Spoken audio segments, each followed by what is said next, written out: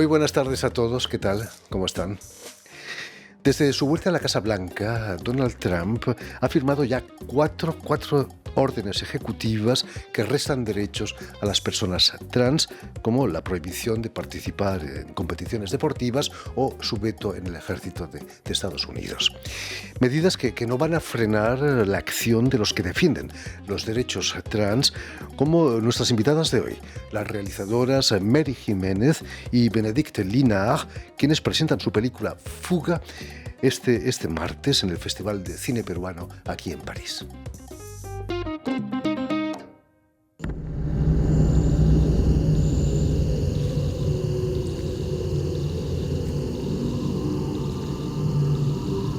¿A dónde me llevas, Valentina?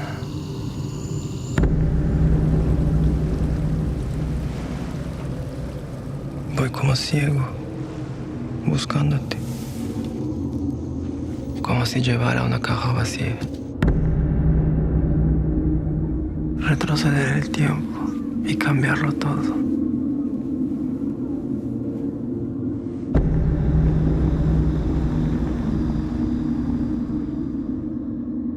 Quiero guardar tu sonrisa, como en las mañanas. Hasta que me dijiste, oye, el mundo no está hecho para nosotros. No te duermas. Por acá pasaron muchas cosas. ¿Quién se va a acuerdar para ser fuerte y valientes? Cierro los ojos y ahí están, con sus cantos religiosos y sus amenazas. Vamos a tomarse un trago. Vamos a tomarse algo. Son mis amigos. Ay, mira la cámara.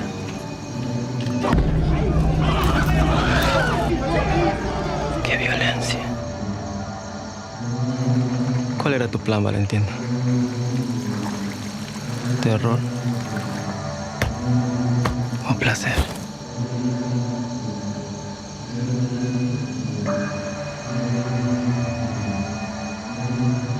¿A dónde me llevas, Valentina?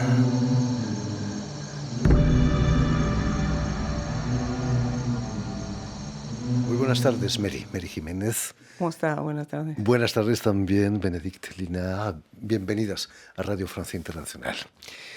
Las medidas adoptadas por Donald Trump representan un enorme retroceso para los derechos de los trans. ¿No es cierto, Mary?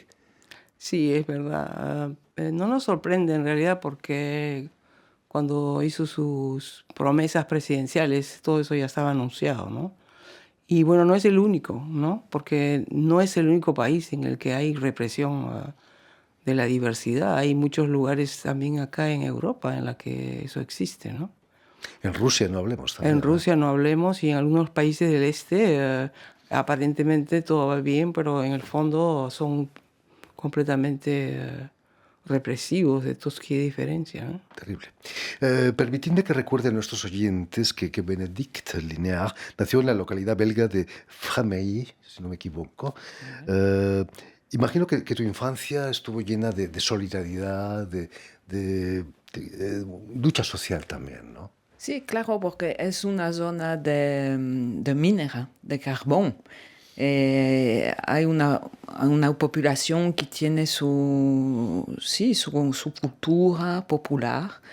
La primera vez que yo pensé hacer cine es para escuchar historia de gente que son sin visibilidad en la televisión o en la radio también. Escuchar y trabajar con la historia de la invisibilidad del pueblo. Cuando me voy a Latinoamérica, a Perú, yo estoy a buscar eso. Es la primera responsabilidad para mí del cineasta. Es de escuchar y de entender la historia que no tiene una plaza en la televisión. No, hay una fuerza de historia popular. Además, coincidiendo con tus años de estudiante, hubo la desindustrialización de todo el norte de Europa, ¿no? Los años Thatcher, ¿no? Fue terrible, fue como una especie de tsunami para la industria, la industria minera sobre todo. Sí, claro, hay mucha gente sin trabajo, es una población que va a cambiar poco a poco. Ahorita la situación es un poco mejor, pero yo nací en un pueblo que está bien, la situación está bien difícil. Imagino que te interesaba el cine de Ken Loach en Inglaterra, en el Reino Unido. Sí, totalmente. Sí. El cine es un lugar a donde tú puedes encontrar gente y cambiar un poco la visión de la sociedad. Para mí el cine es un lugar también a donde tú puedes preguntar cosas. Es un lugar de discusión también. Es un lugar política, realmente. Poética y política. Por supuesto. En el cine es un sitio donde no hay, o hasta ahora no había muchas mujeres. Precisamente en tu carrera has denunciado esa baja representación femenina en el cine belga. ¿Has sido víctima quizás de una cierta misoginia en el mundo del cine? Sí, hay una misoginia que está todo el tiempo, pero hay un momento que yo tengo la decisión de olvidar la misoginia. Yo tengo mi posición de director de cine, de hacer cine, ¿no?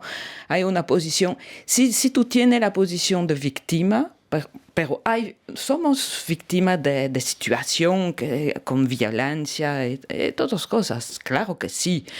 Pero hay un momento que tú vas a tener la decisión que no soy una víctima, yo soy una persona, un artista, una cineasta, y me voy a hacer más cosas, las cosas. Por supuesto. Es posible por todos, claro, pero tú tienes la decisión y vamos a hacer.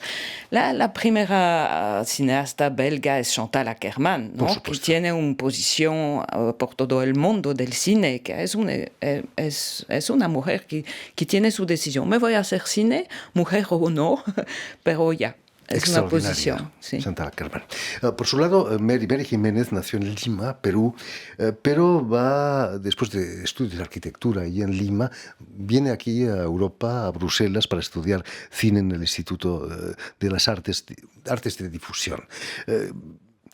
Estudiaste en Bruselas como tu compañera, ¿no? Sí, bueno, yo vine a Bruselas porque estando en el Perú, después de haber hecho arquitectura, pedí información a diferentes escuelas y yo tenía en la cabeza los libros de Tintín. Y Bruselas era una ciudad que me atiraba mucho a cosas de eso porque hay esas casitas, ¿no?, que dibujaba Tintín. Y entonces yo pensé, ¿dónde voy a ir? ¿Londres o París? O no, yo quiero ir a Bruselas, a ese lugar que me parecía maravilloso y misterioso.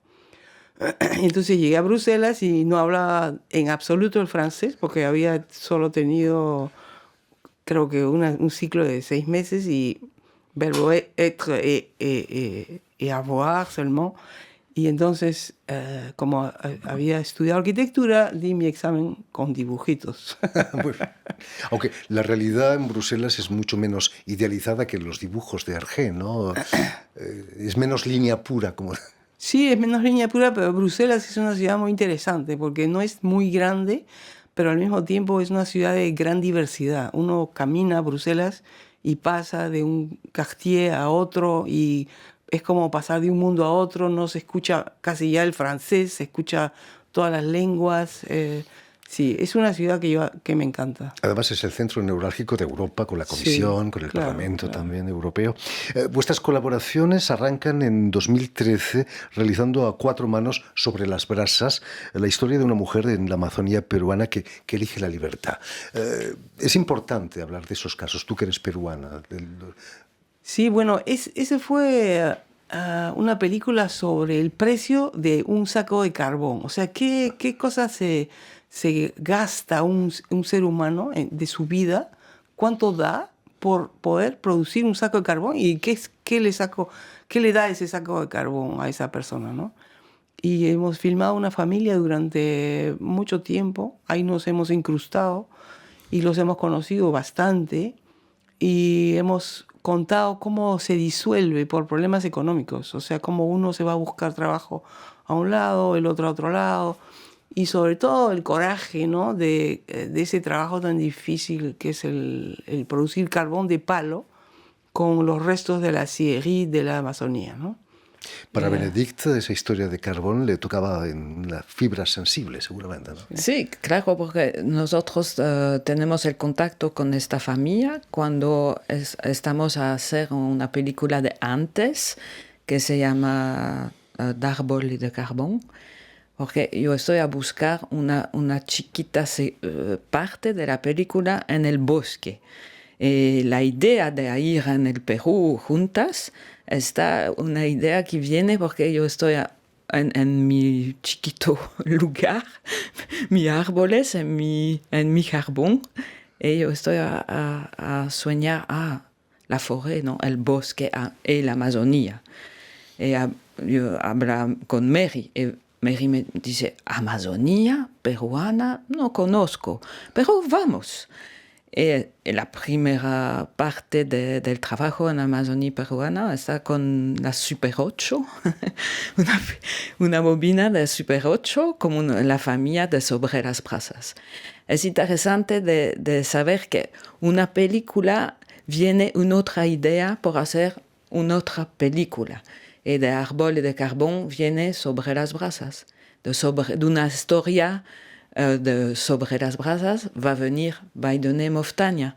Y de una situación a Iquitos durante la grabación de By the Name of Tanya va a venir Fuga. Donc es una cosa de relación, de amor, de... Un encadenamiento, ¿no? Totalmente. Después de vuestra película El canto de los hombres, vais a abordar el tema de los migrantes incluso en el teatro de Lieja, en Sortir de nuit, Salir de la oscuridad. Otro de los temas predilectos de Donald Trump, ¿no? Los emigrantes. Bueno, fuimos queríamos, porque hay bastantes cosas sobre los migrantes, ¿no?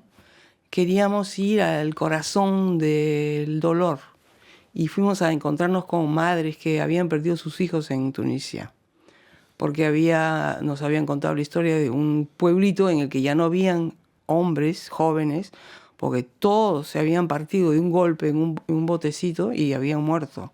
Terrible. Y entonces fuimos a ese pueblo y extraordinario porque todas las mujeres venían ellas mismas a contarnos su dolor, su imposibilidad de hacer el deuil, ¿no?, el duelo, porque no sabían si estaban vivos o muertos. Y grabamos todo eso y luego hicimos esta pieza de teatro, Sortir du Noir, en referencia al libro de Didier Huberman, en que se escucha estos testimonios, pero al mismo tiempo con la voz de Noma Omran, que tú debes conocer porque cantas, ¿no? Por supuesto. Que en el teatro eran 3 ecrans en las historias y ella cantaba. Es una especie de instalación de ópera que hicimos, ¿no? Sí. Mary, tú misma has sido emigrante peruana en Bélgica. ¿Te has sentido, en cierto modo, discriminada o no? Por supuesto, compararte con esos inmigrantes tunecinos no, es impropio. No, mira, yo lo que sentía era que cuando yo quería alquilar un departamento, no me lo alquilaban. Entonces yo fingía tener acento americano y entonces sí me lo alquilaban. Ese ha sido mi único problema. Pero volvamos a Fuga, la película más reciente. ¿El machismo en América Latina es una herencia de los colonizadores españoles o ya existía antes, quizás, en las civilizaciones precolombinas? ¿El qué? El machismo, el sexismo. El machismo. Wow. Es una buena pregunta, porque la verdad es que yo lo he vivido desde siempre, ¿no? Yo creo que sí, ¿eh? Porque el Inca no se hacía matar a las niñitas esas para su fuerza. Claro que es totalmente diferente comparar el pensamiento inca o el pensamiento antiguo peruano con el pensamiento hoy, ¿no? Porque no sé, pero por ejemplo, en la sierra, yo no diría que es también un lugar en que las mujeres son fuertes, hay matriarcados. El problema, yo diría más, es quizás la colonización, la españolada, disculpa, las ciudades, ¿no? Porque sí, es un machismo terrible, ¿no? Y es un machismo invisible, que está totalmente normalizado, ¿no?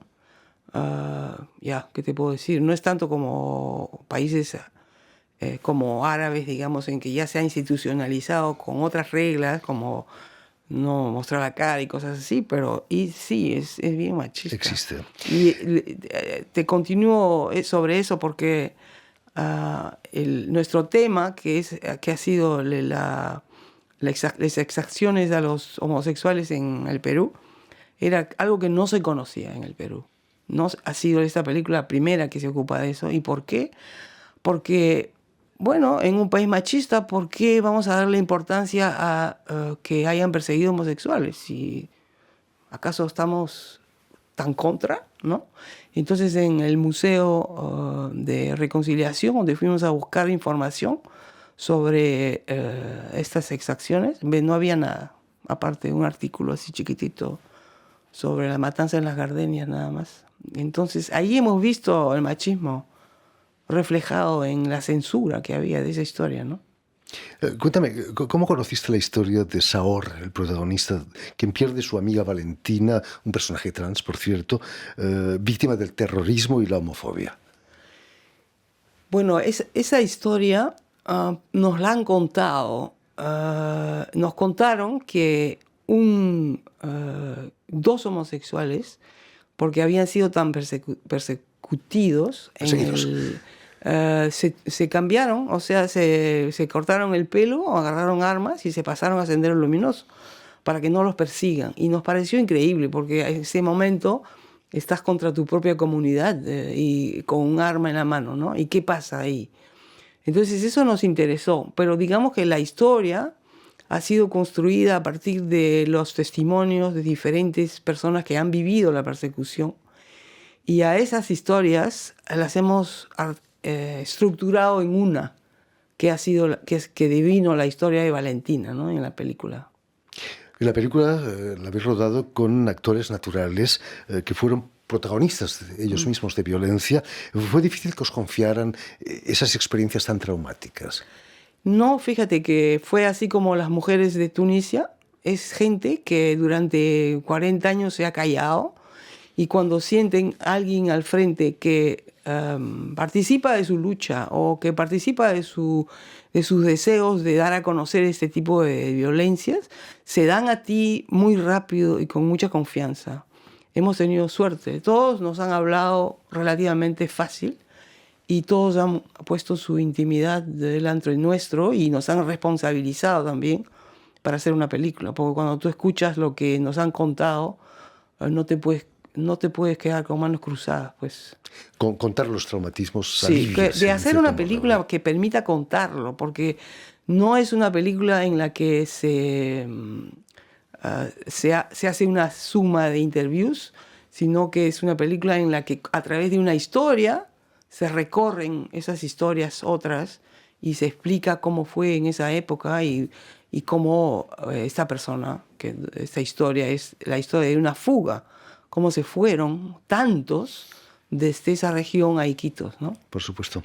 Benedicta, ¿cómo conociste a Saor? Porque la película está basada en él, realmente. Me recuerda un poco al Tacho de Nuit, la noche.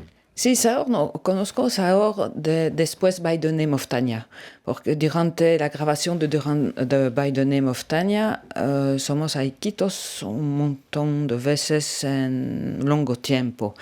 Y Saor es un artista, performer, pintor también, y tiene una sensibilidad, una inteligencia también para entender la proposición y transformar en su cuerpo, en su cara, la emoción que la película quiere, ¿no?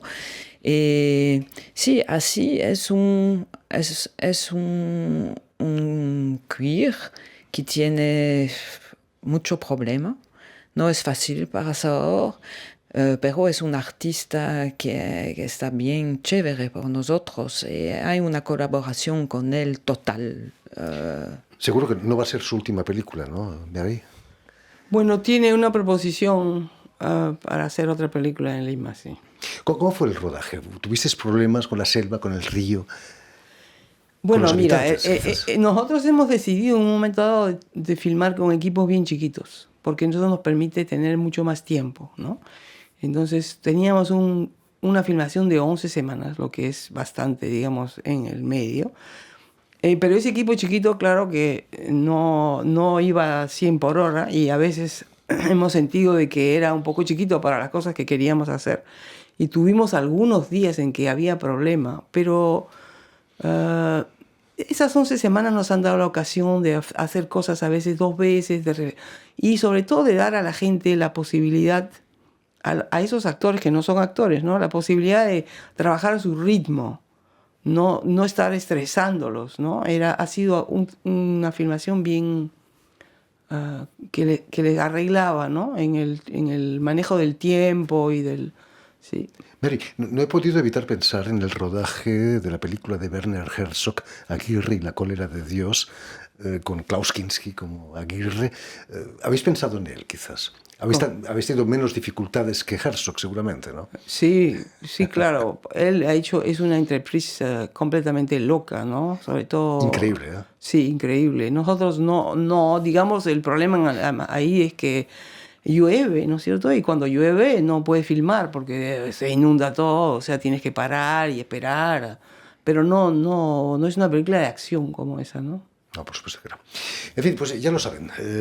Tienen la oportunidad este miércoles de ver la película Fuga, que se presenta en el Festival de Cine Peruano aquí en París, en el cine Les 7 Parnassiens, los 7 Parnasianos, en el barrio de Montparnasse, dirigida por Mary Jiménez y Bénédicte Ledach. Muchísimas gracias a ambas por haber estado aquí con nosotros. Mucho éxito en París.